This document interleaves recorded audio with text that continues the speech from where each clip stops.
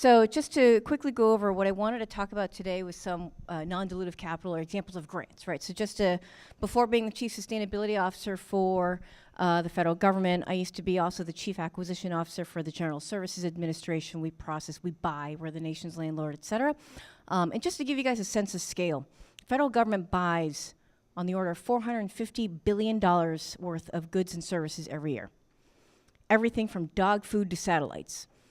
They give away $800 billion in grants. So it's a tremendous amount of money of your taxpayer dollars, by the way, which are going to fund a bunch of different programs. And I'll talk a little bit about both some of my experiences on the acquisition side and touching on the grant side as well.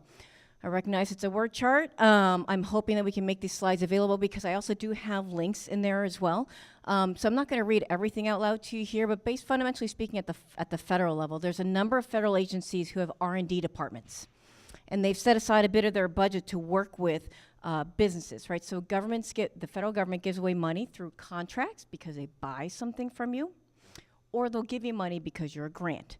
And many times people think, oh, if it's a grant money for feds, it means it's got to be university. It's not the case. There are actual business grants that are out there, and they're largely lumped by the more scientific agencies like National Science, NASA, National Institutes of Health, Department of Energy, and Department of Defense. And what you may or may not know is that it's basically an outgrowth of a lot of the research that was done in support of World War II.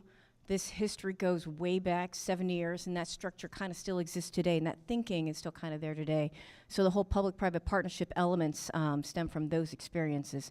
Two big types of programs, SBIR, Small Business Innovation Research Programs. So for those businesses that have a little bit more of like R&D type of flavor, so we've got Perception Robotics here as a portfolio company. They do really super cool robotics, gecko-like suction abilities.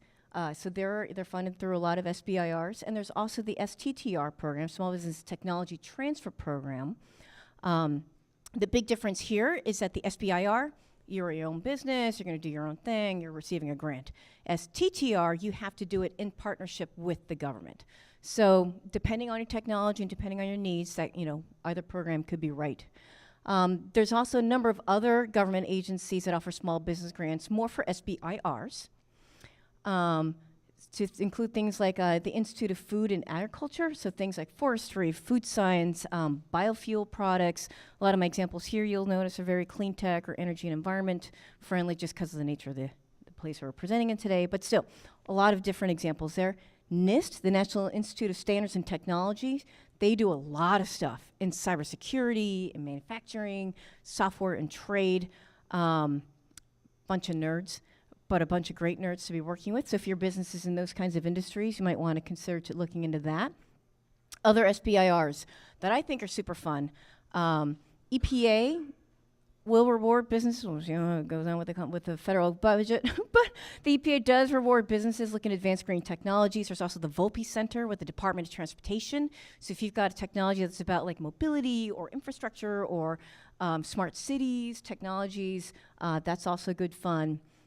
Etc. Let me see, since we're here in California, NOAA, the Oceanic and Atmospheric Administration, has a technology partnerships office, so they do a lot of stuff with like ocean monitoring. If you work with ports, it's probably more DOT, but still a good collaboration opportunity with NOAA. There are also some fairly specific programs targeted for very particular industries, and it kind of dates back or heralds back to the good old-fashioned pork barrel politics back in the day, but for a lot of the negative kind of connotations of that type of programs, it actually did a lot of good. So for example, the Rural Energy for America program run by U.S. Department of Agriculture focuses on farmers in a lot of the rural communities that are looking to convert their lands into a more profitable crop, i.e.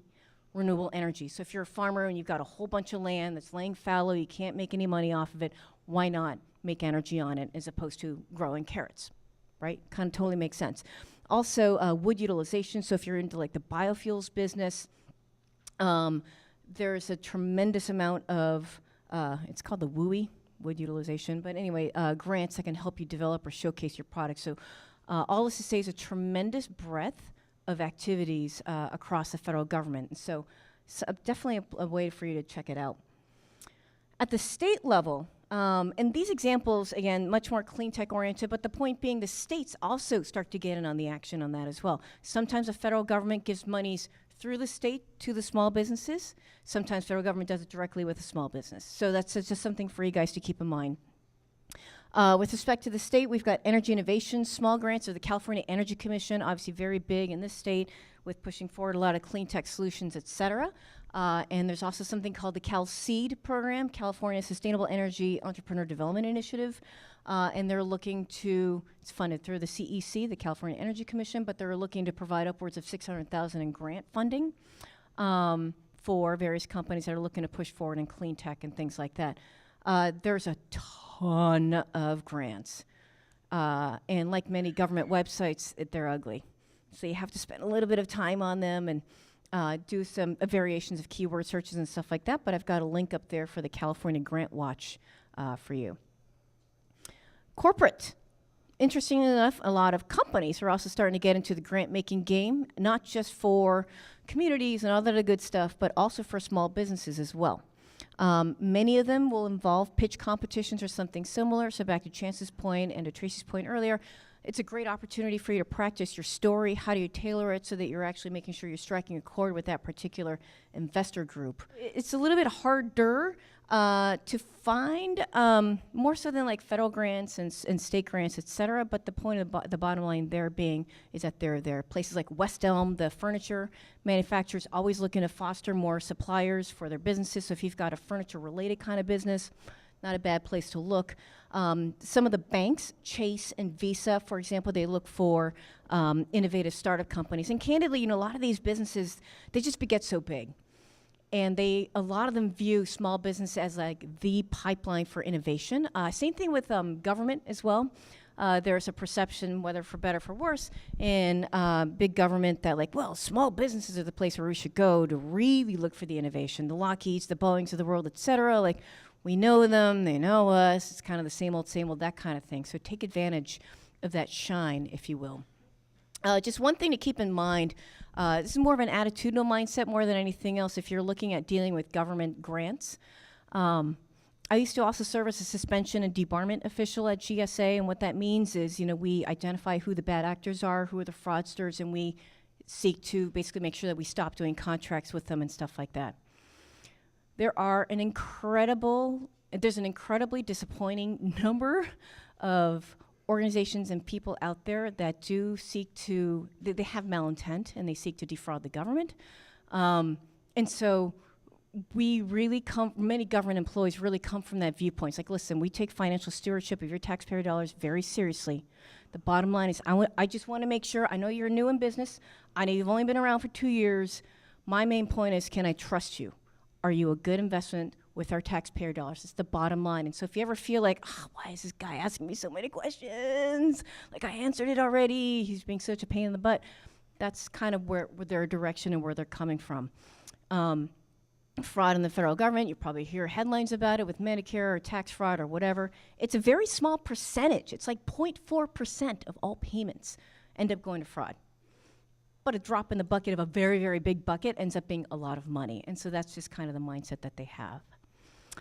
So with that, I know I spoke really quickly, but any questions? So the question is, with SBIRs, do you need to partner with another organization that's been through it before to qualify, right? So I would say that depends on both the agency that you're working with as well as your industry, and candidly, whoever is the individual belly button at the agency that's working on that particular project.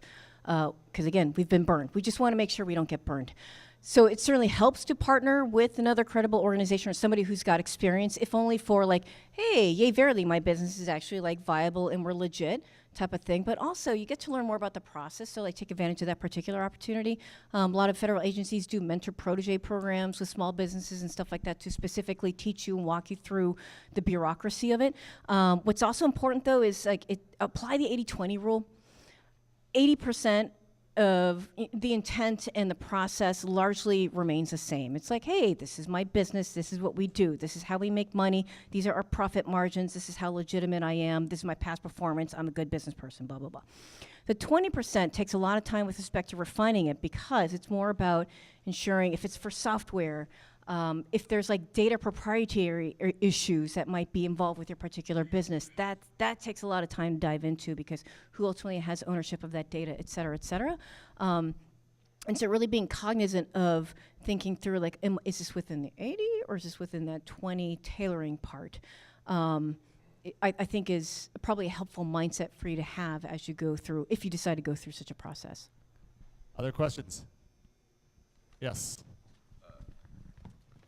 When grants are written, I believe that sometimes once it gets initially installed, sometimes it continues to go as long as you're working on that mission. Is that correct? When grants are installed? Well, in other words, if you win a grant, Mm-hmm.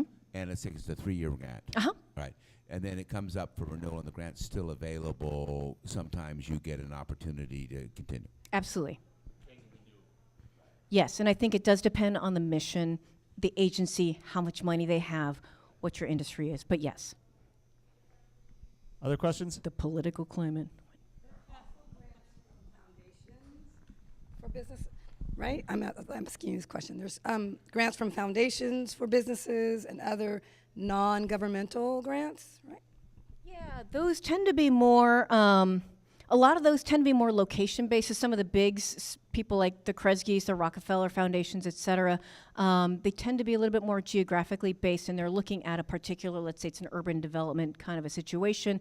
What are the businesses that we want to be partnering with in order to be able to bring them in so that we can help do economic revitalization, et cetera? But the bottom line answer is yes.